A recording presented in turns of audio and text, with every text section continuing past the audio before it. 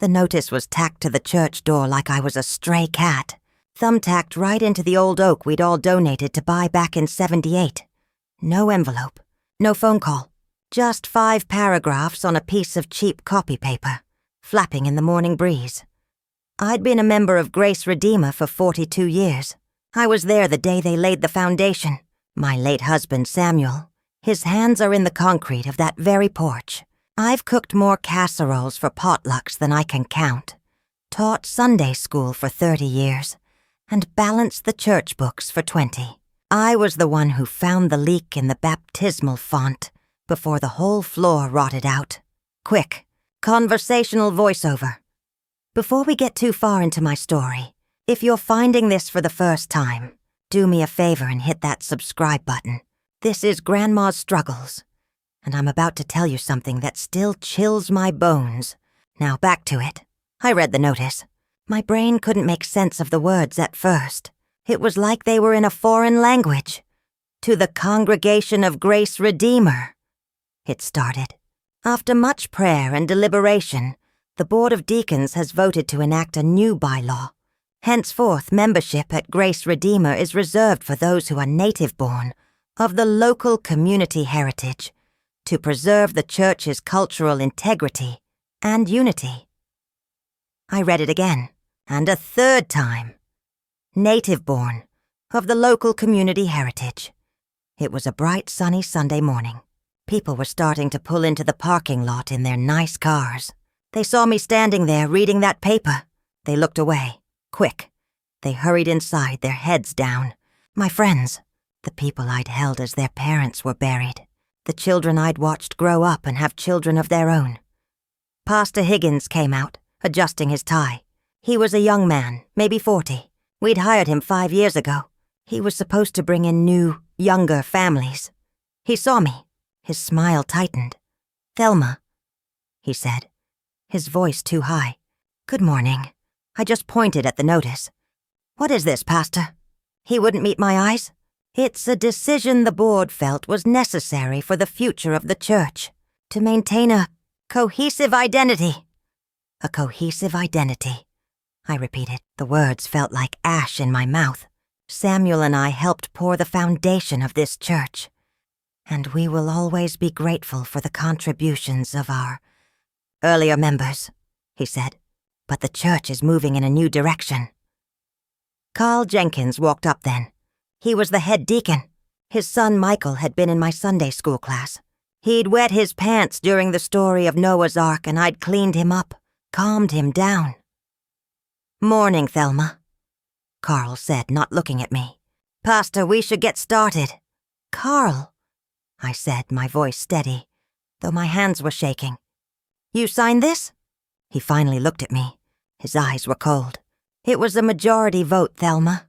It's not personal." "Not personal?" I looked from his face to the pastor's.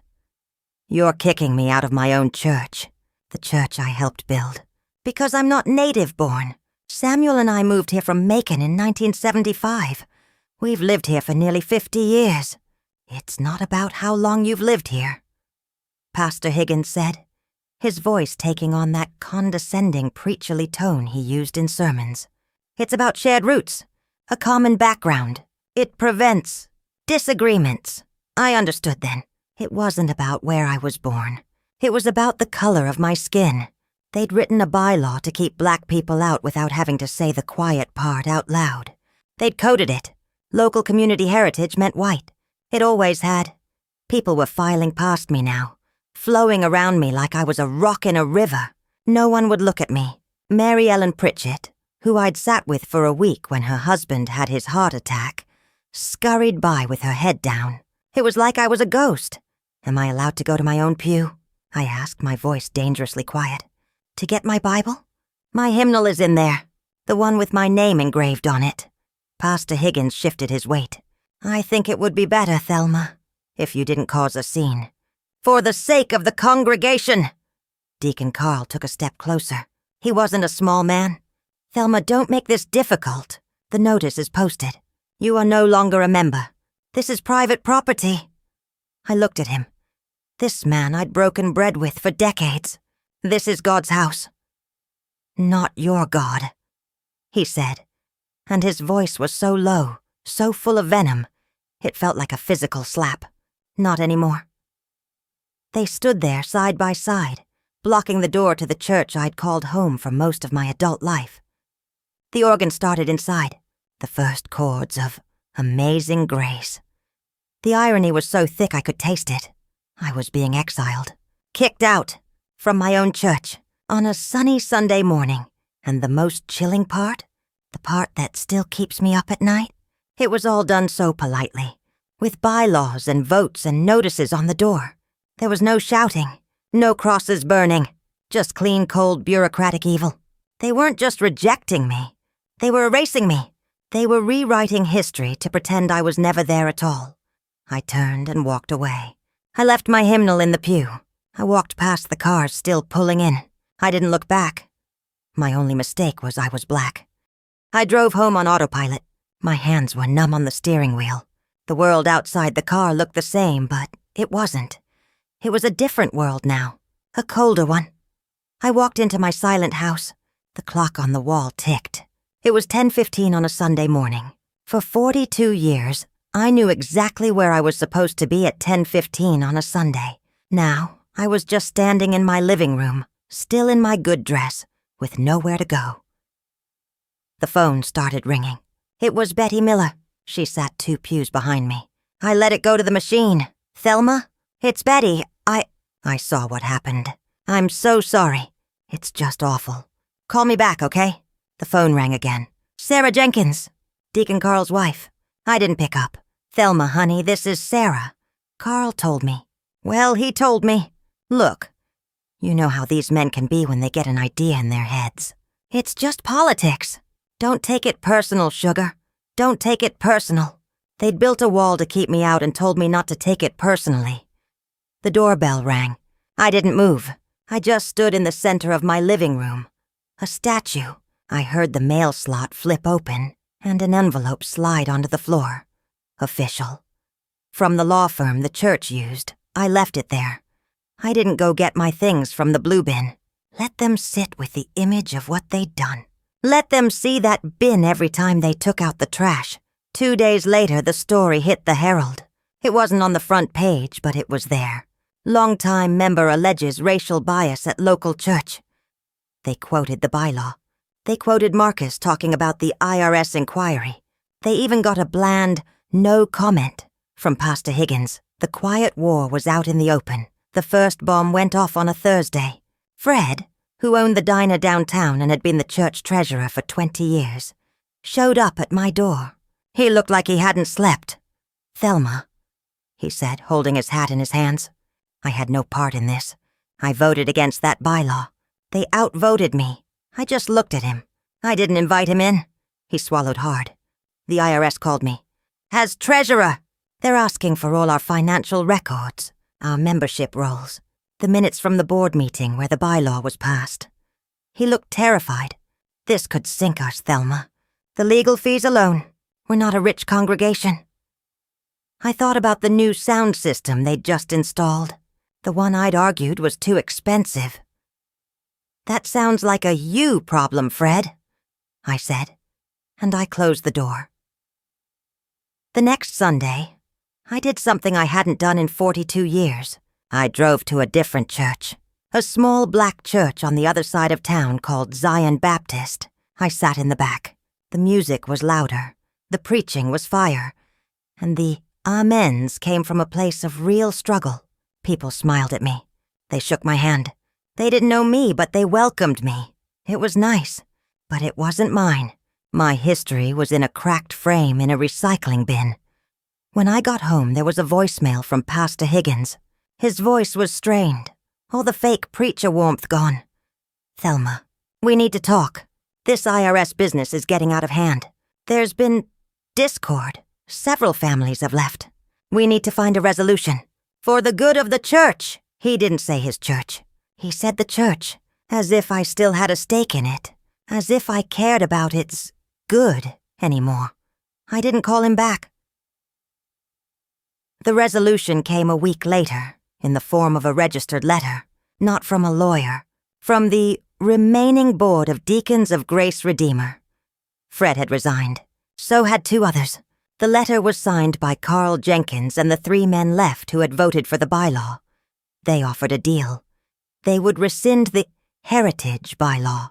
They would issue a formal written apology to be read aloud during Sunday service. They would reinstate my membership and give me a new key fob. In return, I would have to call off the IRS. I would have to sign a statement saying it was all a misunderstanding that had been resolved amicably. I would have to come back, sit in my pew, and smile. They wanted me to be their shield, to absolve them, to make it all go away so they could go back to their blessed tax-free Sundays. I showed the letter to Marcus. He read it and smirked. They're scared. What should I do? I asked. He looked at me, really looked at me. What do you want to do, Mom? This is your call. We can take this deal.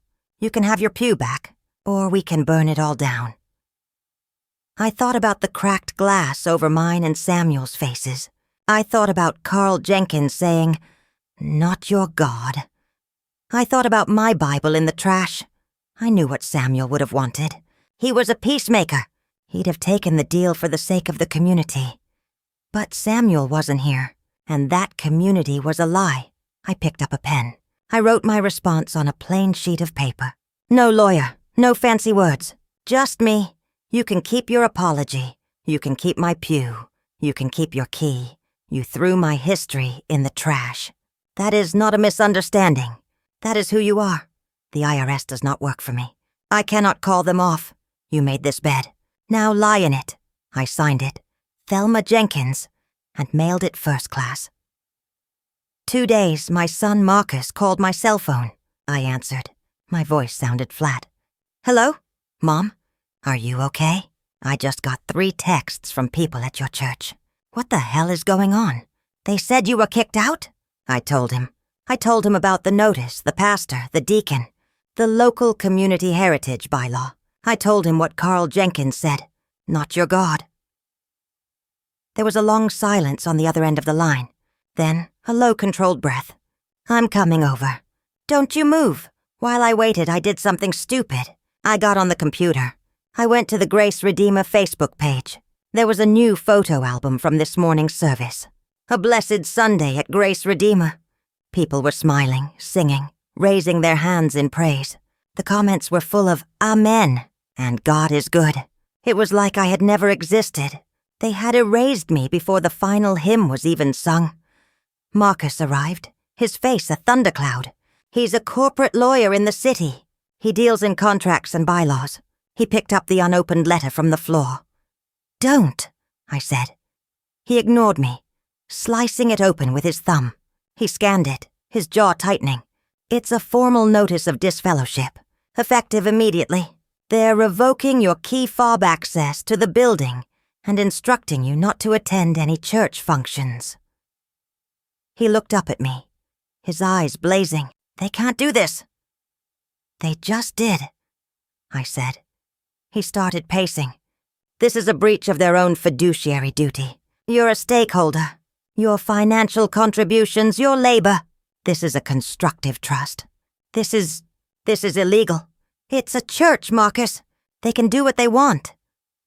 Not when it's blatant racial discrimination masked as a bylaw. We'll sue them. We'll sue them into the ground. I shook my head. The fight had gone out of me. I don't want their money. I want my church back. And I can't have that. The phone rang again. It was a number I didn't recognize. I let it ring. A woman's voice, crisp and professional, came on the machine. Hello, Mrs. Jenkins. This is Linda Carter from the Herald. We've received a tip about a situation at Grace Redeemer Church. We'd like to get your side of the story. The local paper. Of course. Someone in that congregation had a conscience. Or maybe they just loved drama. Marcus stopped pacing. Don't call her back. Not yet. What are you thinking? I'm thinking we don't play their game. We play mine. He pulled out his own phone. I'm not calling a newspaper. I'm calling the IRS. What? Churches are tax-exempt, Mom. 501c(3). One of the fundamental requirements is that they do not engage in racial discrimination. If they do, they lose that status. A cold, sharp smile touched his lips. Let's see how cohesive they feel when every dollar donated is no longer tax-deductible. Let's see how the native-born like paying property taxes on that big building and land. He made the call. He spoke to someone, using words like prohibited discrimination and revocation of exempt status. He was calm, precise, and deadly. When he hung up, he looked at me. They're going to open an inquiry. They'll want the bylaw. They'll want everything. A different kind of chill went through me. This wasn't about shame or hurt feelings anymore. This was about consequences. My gentle casserole baking son had just declared a war they didn't know they were in. The next day, I got another letter. This one was handwritten on floral stationery. It was from Edith Clemens, the church's oldest member, who was 92 and homebound. Dear Thelma, my nephew told me what those fools have done. I am ashamed. This is not the church Samuel and I built. This is a house of cowards. Do not let them break you.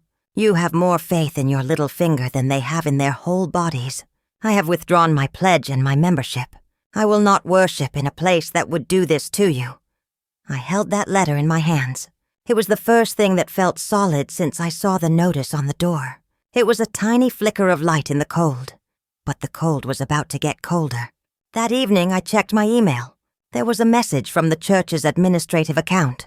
The subject line was, Return of Personal Effects. The body of the email was one sentence. Your personal items have been placed in the blue bin by the side door of the church. Please collect them at your earliest convenience. Attached was a single photograph. It was a close-up shot of a blue recycling bin. Inside, tossed on top of each other like trash, were my embroidered hymnal, my worn Bible, the Teacher of the Year plaque they'd given me a decade ago, and a framed photo of me and Samuel, taken on the church steps the day it opened. The glass in the frame was cracked.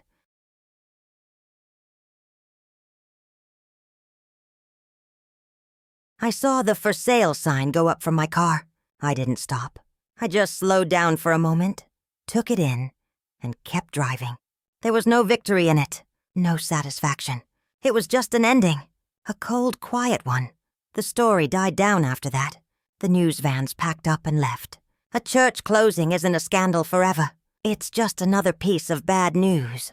The building sat on the market for months. The grass grew long. The paint on the porch started to peel.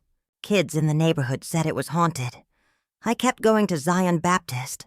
I joined the women's auxiliary. I brought a sweet potato casserole to the potluck. It was fine. It was good even. But my heart wasn't in it. My heart was still in that building with the for sale sign out front. A building that held all my yesterdays. Then one afternoon I got a call. It was a real estate developer. A young woman, her voice all business. Mrs. Jenkins, we represent the firm that has purchased the former Grace Redeemer property. We're reaching out to adjacent landowners as a courtesy about our redevelopment plans. I almost hung up, but something stopped me.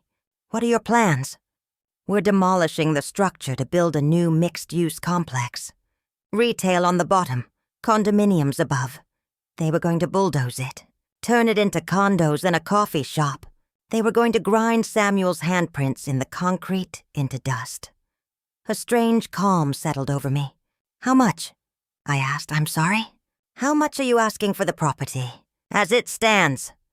There was a pause, the clicking of a keyboard. She gave me a number. It was a big number, but not an impossible one. Samuel's life insurance, my retirement, the small inheritance from my mother. I could just about do it.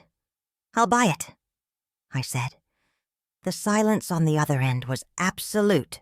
Mrs. Jenkins, this is a commercial transaction. We have a development plan in place. Make me an offer. I'm a cash buyer. I called Marcus. He thought I'd lost my mind. But when I explained it, he got quiet. Then he said, I'll handle the lawyers. It took 3 months. There were counteroffers, financing contingencies to waive, angry developers. But in the end, money talks. The day I signed the papers, I held the keys to the church I helped build. I didn't go inside for a week. I'd just park across the street and look at it. My empty, silent church. Finally, I unlocked the door. The air inside was still and smelled of dust and old wood. The pews were bare. The cross was gone from the altar. It was just a shell. I walked down the center aisle, my footsteps echoing. I stood at the front, where the pulpit used to be. I looked out at the empty rows. I didn't see a house of God. I saw a building full of ghosts. Ghosts of my friends. Ghosts of my husband. The ghost of the woman I used to be. I knew then I could never worship here again. The well was poisoned, but I couldn't let them turn it into condos. I had one last meeting with the city council, the zoning board, and a man from the state historical registry. I brought the photos, me and Samuel on the steps, the church being built. I brought the original deed. I brought my story. I didn't talk about the bylaw or the hurt. I talked about history. I talked about a community landmark, one of the first buildings in this neighborhood. I argued for its preservation. They listened. They voted. A month later, a new sign went up next to the for sale sign. It was smaller, made of bronze. Jenkins Community Center. I sold the building to the city for $1. The condition was that it would never be a church again, and it would bear our name. Samuel's and mine. They ripped out the pews. They painted the walls bright colors. They put in computers and a small library, and a kitchen where they serve free lunches to kids after school. The old altar is now a tutoring area. The stained glass window is still there, casting colored light on a place where people actually help each other. I don't go there often. It's not my place anymore. But sometimes I'll walk by and see the kids running in and out. I'll hear the noise and the life. They kicked me out of their church because of the color of my skin. They tried to erase me, so I took their church and I turned it into something useful. Something that serves everyone. No bylaws. No exceptions. My only mistake was that I was black. And in the end, it was the one thing they couldn't erase. My name is on the wall. My history is in the foundation. Long after their memory has faded, the Jenkins Center will still be standing. I made sure of it.